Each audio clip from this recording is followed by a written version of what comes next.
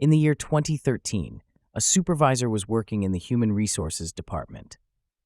His job was to lay off people, and he is shown doing his job efficiently without any empathy for anyone he fired on behalf of his company. One day, after firing someone for incompetence on his way back home after work, he was pushed by the former coworker to his death in a crowded train station off of the platform to the train tracks. As the supervisor falls onto the tracks, time stops, and he hears the words of a self-proclaimed God coming from the people at the station, demanding the supervisor acknowledge him as God. The supervisor claims his opinion that the being is not God and refers to him as Being X because God wouldn't allow this to happen. Being X comes to the conclusion that the supervisor lacks faith in him because he does not live in circumstances that would require him to have faith, and decides to reincarnate the unrepentant supervisor in an alternate 1913-era Europe, where he would potentially face enough troubles that he would have no choice but to have faith in Being X. The supervisor realizes the consequence of what he said and tries to take it back. The supervisor is reborn as Tanya in 1913 in the alternate universe, in a nation known as the Empire. When she comes into her consciousness for the first time, she realizes she was in an orphanage. She lived at the church for a long time without changes in her daily life. However, it all changed when a group of specialists went to check on all the children. Through a magical aptitude test, she was listed as a child with magical aptitude. Therefore, she became a promising candidate for conscription into the Empire's Imperial Armed Forces. Realizing that joining the military is inevitable and seeing an opportunity to better establish herself in the world, Tanya volunteers instead in order to obtain better treatment and opportunities. With a life plan to get promoted to an elite rear course, Tanya enlisted in the Imperial Army. She performs well and is entrusted with training new cadets at a military academy, but is ruthless and unforgiving to her students. Tanya successfully graduated from the military training camp at the age of 9, after which she was promptly promoted to warrant officer and put in command of the artillery firing squad before being deployed on her first mission. Her first mission is to patrol and scout the enemy. It seems relatively easy because it's like the Entente Alliance was dumb enough to enter enemy territory without being prepared. However, while carrying out her task, she was ambushed by the enemy.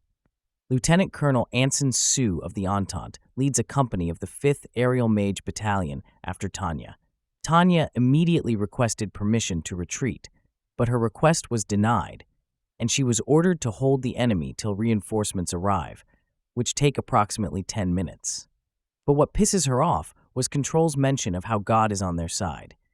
It boils her blood just to think of that non-existent being. She turns around and goes crazy to fight the enemy. Tanya engaged the enemy and fought fiercely, killing 3 and severely wounding 2. She runs out of ammo and uses close-quarter combat. Then, she did a sneaky move of self-destruct to take out the group. Although it wasn't enough to kill her, but enough to make her look, she fought tooth and nail. Later, back at Garrison headquarters, Tanya is awarded the Silver Wings Assault Badge, but Tanya hopes this won't make them send her to the front lines again. Instead, she is dressed up and lauded as a hero of the Empire. After recovering from her injuries, Tanya is assigned to the Tactical Instructor Squad away from the front, to her great relief. She tests a new type of computation jewel, a device necessary for mages to perform magic, the Elenium Type 95, but this proves to be as dangerous as fighting on the front lines due to the extreme instability of the Type 95. Chief Development Engineer Adelheid von Schugel pushes her to her limits, but is unable to make the Type 95 sufficiently stable. Feeling this is worse than the front lines, she requests to be transferred. Thankfully, they approve. Plus, they even scrap the experiment. That night, Tanya is more than happy when she is visited by Being X, who animates a nutcracker doll. He seems frustrated that nothing has changed since 10 years to Tanya, and not having developed any faith or insight. Being X thinks she needs to witness a miracle, but Tanya won't be convinced over some insufficient observations that are no more than glorious misunderstandings and destroy the toy. She wakes up the next day and assumes it was a dream, but sees a paper with Deus lo vult, meaning God wills it. With the experiment canceled, Shugel is now able to do experiments he had been putting off. He wants Tanya to take part before she leaves.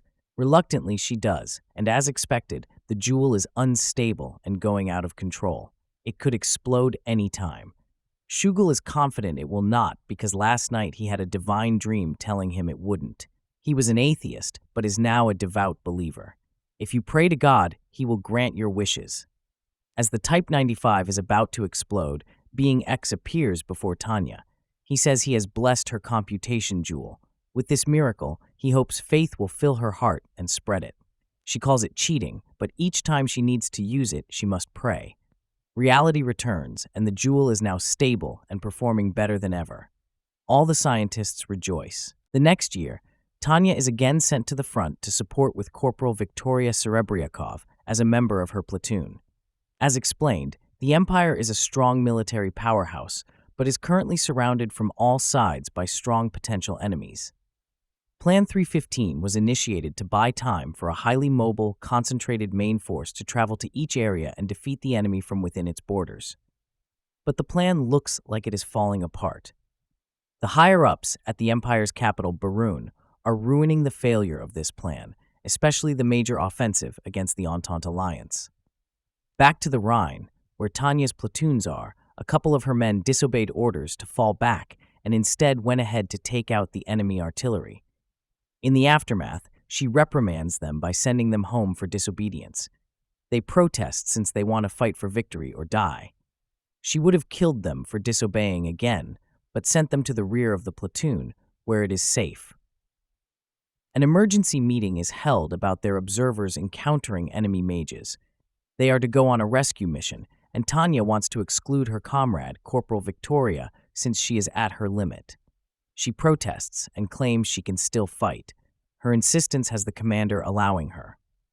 The observers are barely hiding in the trenches, but the Republicans use all their power to take them out. Though Tanya's platoon arrives too late, she views this as a chance to take them out since they used up a lot of their magic. She wants her other comrades to stay out of it. The Republicans made a mistake by underestimating this little girl. She is fast, dodges all their bullets, and all of her shots count. Tanya even tries to hold negotiations, but apparently the enemy leader isn't in a talking mood, so she unleashes her greatest explosive magic and kills them all. Back in the Republican capital of Parisy, General Pierre-Michel de Lugo, the Ministry of Defense, learns about Tanya, who single-handedly eliminated their entire platoon. They don't know much about her, and all they know is that she is known as the Devil of Rhine. Victoria learns her reprimanded comrades are dead when the enemy's artillery strikes it. She tries to tell this to Tanya, but apparently she knows all about it. In fact, she purposely sent them there, knowing that place is an easy target for enemies. So evil. Later, Victoria is surprised that Tanya has recommended her to be promoted to an officer. She won't be in the front lines. Tanya takes a train back to her new posting. She relaxes and thinks good times are upon her. 6 months after leaving the front lines, Tanya is still training to be an officer at a military academy and is doing well at her studies. She meets General Zetor in the academy's library, and he asks for her opinion on the war. She predicts that it will become a world war and outlines a strategy for the Empire, using the firepower and agility of mages to minimize military losses. He is impressed by her battle knowledge and ideas and asks for a report, which she sees as an opportunity for career advancement. Later, Tanya meets Captain Uger, one of her academy rivals, in a cafe. Uger reveals to Tanya that he is more concerned about his family than the war and the future impact the war will have on his daughter, whom he fears may one day be forced to fight.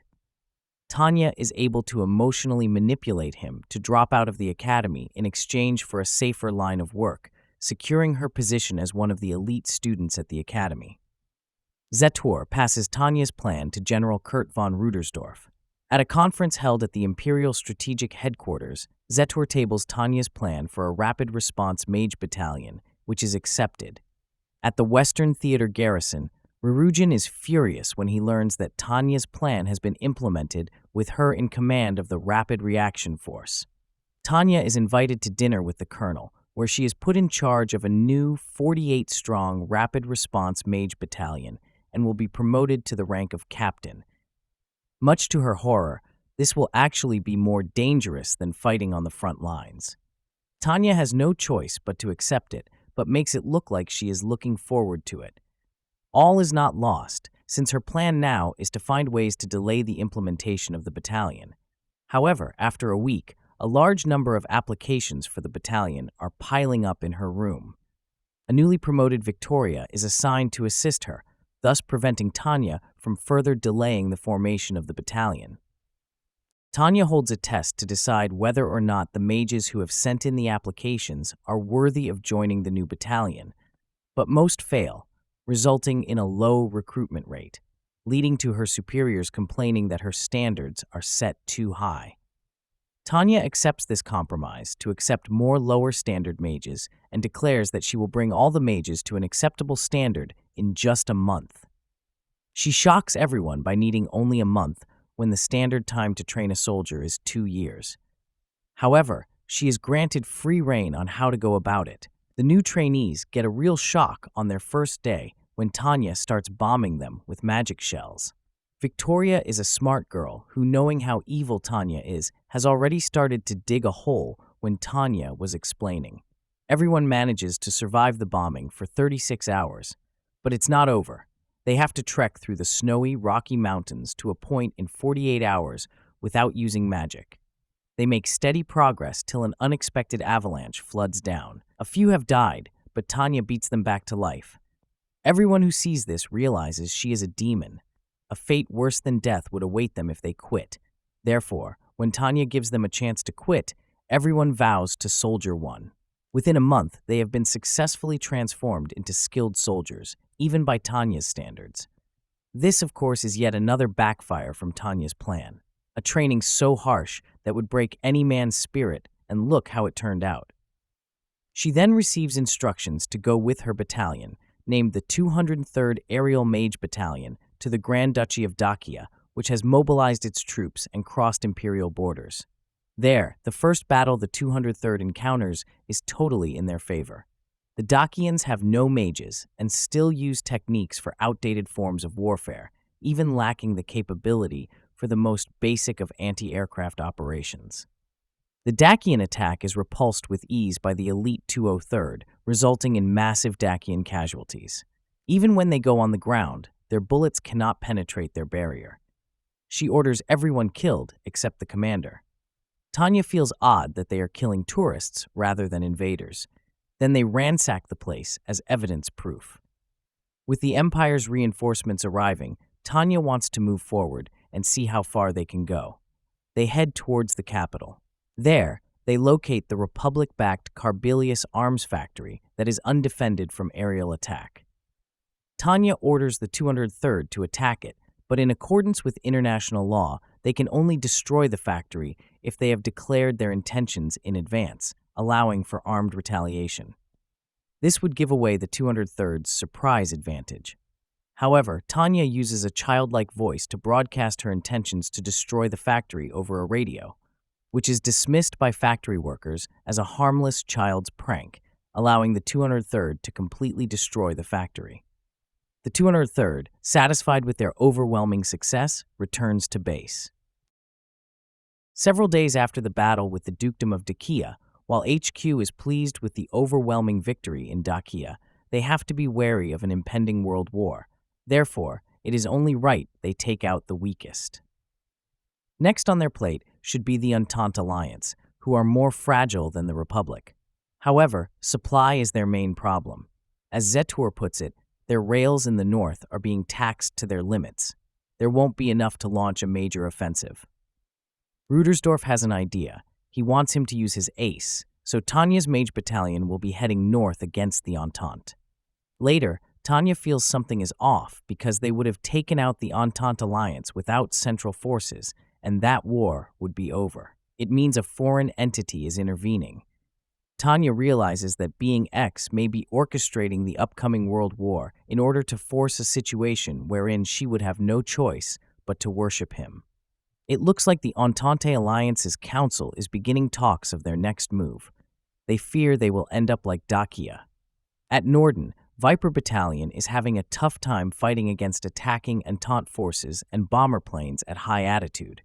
They are forced to defend at all costs because if their supplies get bombed, they won't last the winter. The 203rd comes in just in time to rescue Viper Battalion and to launch a counterattack. The team with the fewest kills will have to pay for the victory party. When offered to be reinforced by additional Imperial Army units, Tanya turns down the offer to create a reputation for the battalion. She chooses to go after enemy bombers, leaving the rest of the battalion to carry out the attack. The enemy couldn't believe a single mage could fly as high as them. She easily takes out the commanding plane. The rest turn tail and abandon mission.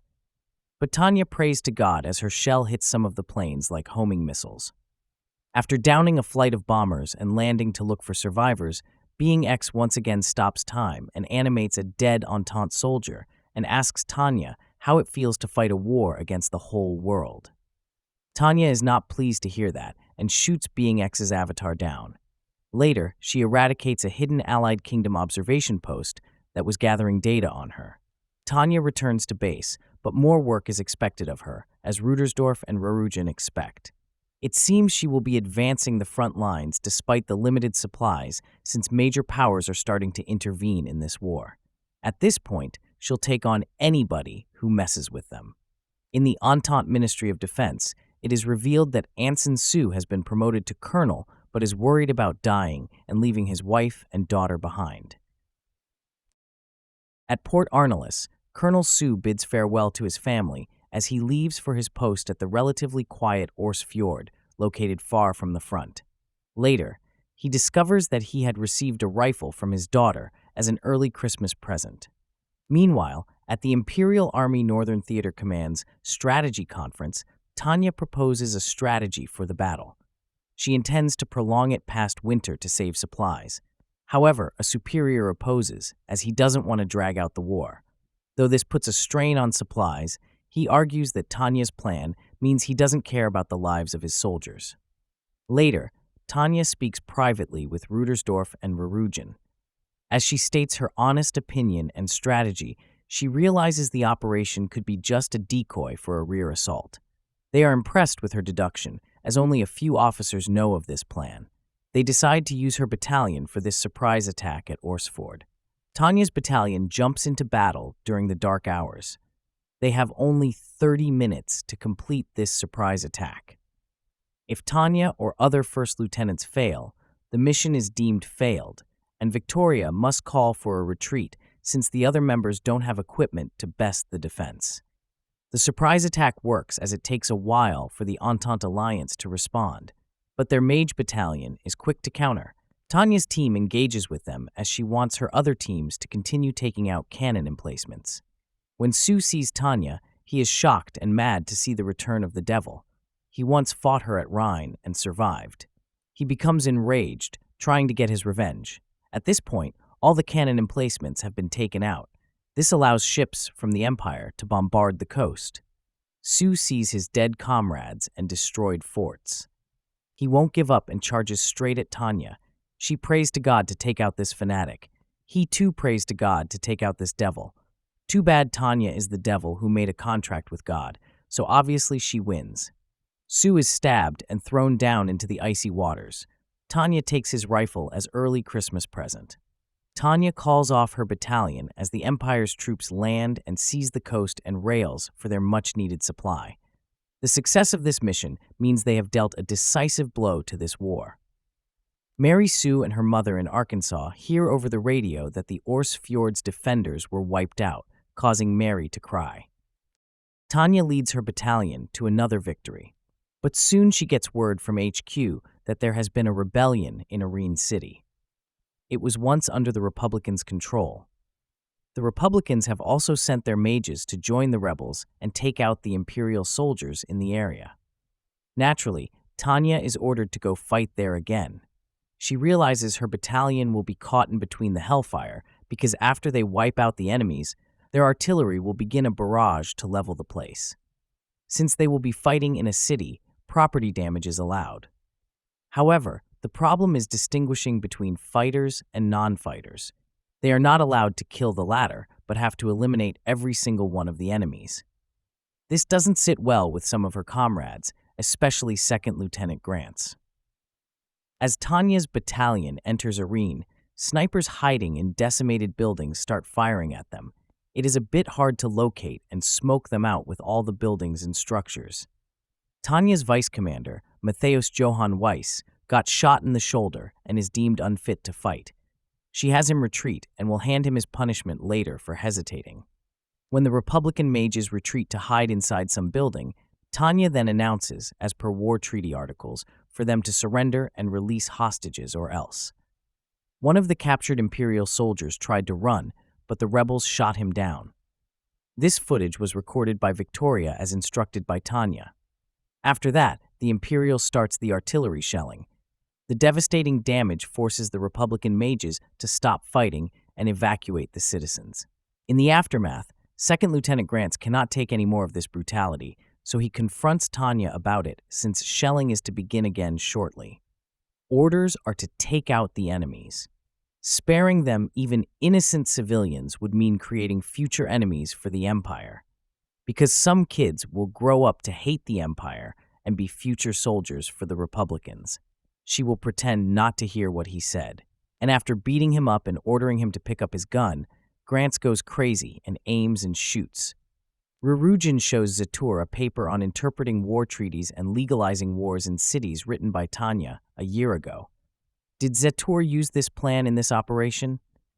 He will use any talented soldier at his disposal, for he is going to give her a very important job to end the war with the Republicans. Sue is found alive floating in the fjord and recuperating in a hospital somewhere in the Allied Kingdom. He claims seeing a light that belonged to God. He told him to destroy that devil. Some days after the battle at Rhine, Tanya meets Major Uger from the academy, who is now working in the rear guard of the railway division. He lets her in on a secret that there is a plan for emergency transport. It seems the next strategy is to pull out from Rhine. It might sound like it makes no sense since they have made quite a progress, but the strategy is to make a false retreat, encircle the enemy, and take them out. He believes her unit will be asked to serve as the rear guard so the enemy won't learn of this plan. Back in HQ, the higher-ups are discussing this plan. Because the battle at Rhine has dampened their supply lines, Zatur's strategy isn't to win, but to avoid defeat. That is the only way to end the war. Tanya's battalion is engaging the Republicans at Rhine. Her teams have suffered several casualties. Although given the permission to retreat, she will not do so at this time because it will make the enemy suspicious and catch on to their plan. They fight on until the ground troops make their false retreat. Later, Tanya sees Rurugin, who praises her efforts and says that their first stage was successful. Tanya asks as she hears their military is distributing false propaganda via third countries. Even if they make it look like they're planning a reckless, large-scale assault to make the enemy believe in it and concentrate their forces, they still need to disrupt and put them in disarray if they are to wipe them out completely, just like in Norden. Rurugin gives her the plans for their next strategy, which is to directly take out the enemy's HQ and leave them in disarray and capture enemy units. However, if it were this easy in the first place, the battle at Rhine wouldn't have been at a stalemate. Their discussion is interrupted when Schugel barges in. He shows her some super rockets that will be used in their next mission. But Tanya doesn't look impressed. She has some questions, and they're all honestly answered by the mad scientist. Basically, you can't control the rocket's direction or speed because Schugel believes you just need to go forward and hit the enemy. No wonder Tanya has a bad feeling about this. It's a one-way ticket to hell. So naturally, she handpicks a few of her comrades to ride the rocket. They must succeed in this mission, as failure means the rest of their other plans will fail. They are basically the head of the entire army at this point. Even the higher-ups are nervous and praying for the success of this mission. And so the rockets are launched. Anya and Co. drop down once they have reached enemy lines. Tanya's battalion split into teams to take out the enemy HQ. Meanwhile, Zatur is reporting to a few cabinet ministers about the progress of the battle. Despite their concerns on the toll it would take on their funds, Zetor cannot disclose anything more except that this operation is crucial to the destruction of the Republicans. But they start to get furious when he stays silent regarding the retreat at Rhine, so much so it puts their industrial zone in that area in jeopardy. It seems the military is waiting for the right moment for Tanya to report her success. Thankfully, her team has destroyed the HQ and ammo depot in time. So when the officer reports their success, Zetor can now have the last laugh as he begins his explanation of the next phase and follow-up of this operation. A peaceful flank at the Rhine suddenly explodes over a wide area. It seems the Imperial has been digging underground tunnels to the enemy's side and placing explosives. Once they have captured this side, they will encircle the main force and totally wipe out the enemy.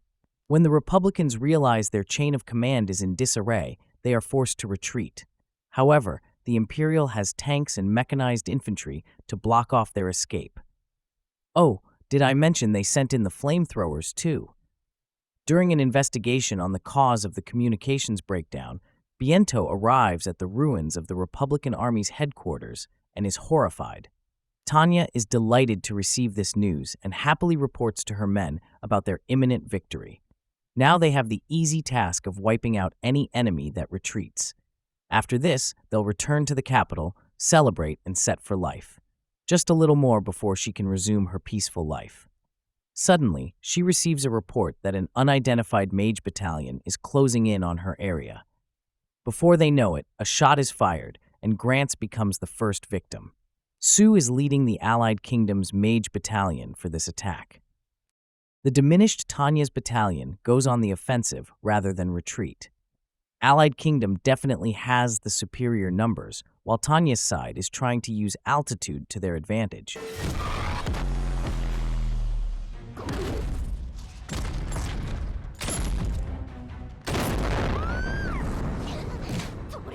Weiss falls into the enemy's trap when he becomes enraged that his comrades got taken down by Sue. Tanya is forced to pray to God to give her the speed to push Weiss out of harm's way. Then she turns into her usual speed demon mode and guns down her enemies. As she engages in the inevitable showdown with Sue, she realizes he is using a trench gun, which is a violation of the international treaty. When they finally come face to face, it becomes close-quarter combat. Sue allows her to stab him because now he can hold her and take her out as he self-destructs. Tanya then recognizes him from their previous encounter as she struggles to break free, the fear of death in her eyes and voice. Luckily, Victoria pumps a few leads into him. Tanya breaks free and she empties an entire magazine into Sue, penetrating his magical defenses.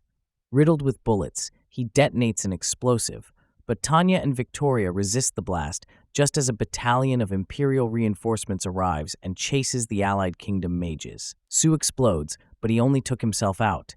The Imperial announces a cleanup operation, signaling their victory of this war. Good news for Tanya is that all her comrades are still alive.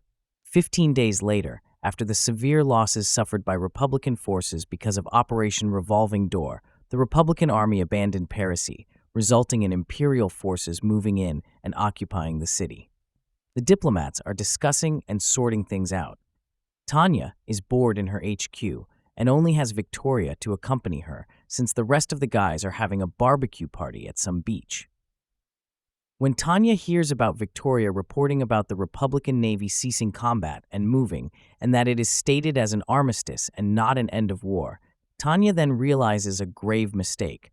She wants her men to get ready for assault. She then pleads with her superior to sortie.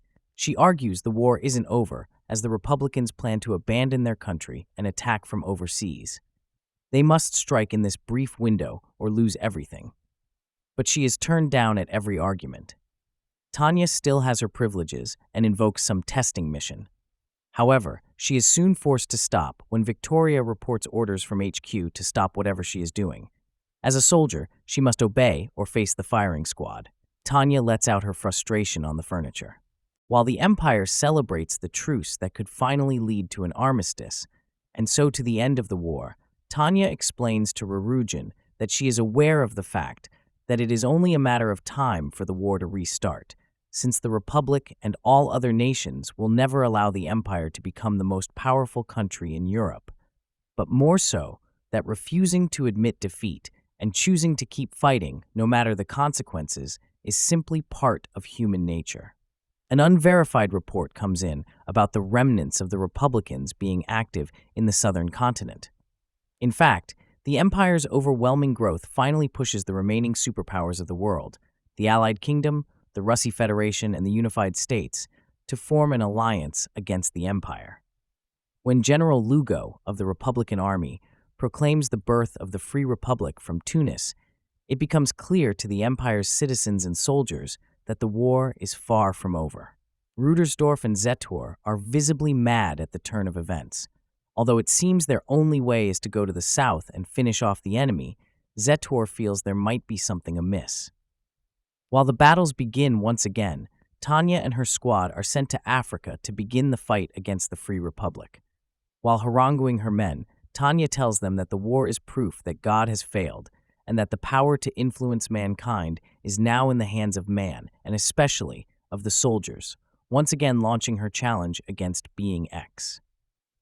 Meanwhile, in the Unified States, Mary Sue, blessed with Being X's power, enlists in the U.S. Army in search for Tanya, seeking vengeance for her father's death. Thank you for watching till the end. See you next time, and peace out.